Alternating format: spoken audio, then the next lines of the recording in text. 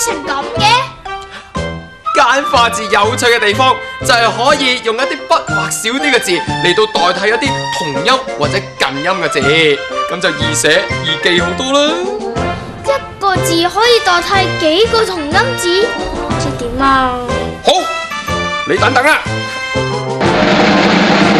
神奇多影電筒，只要你用佢照一照，呢個字喺簡化字裏面代表咩字都會照晒出嚟。正所謂神奇多影電筒，一字多義人人懂。好，不如照下個面字啊！好啊！一個面有兩個影啊，好神奇啊！你而家知道面字喺簡化字裏面可以代表麵包個面字同埋面貌個面字。有冇啲字可以一個代替多啲唔同嘅字㗎？你不如試下個乾字啊！哇！一個字有三個影啊！咁你而家知道乾字喺簡化字裏面可以代表天干地支個乾字，亦都可以代表乾燥個乾字同埋幹部個乾字。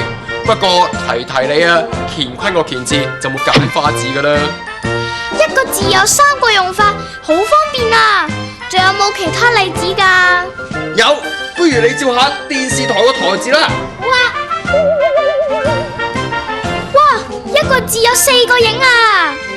台字除咗可以代表電視台個台之外咧，喺簡化字裏面仲可以代表舞台個台啦、台風個台同埋一張台個台嘅。博士，你唔好話俾我聽，你又攞啲嘢當玩具玩啊！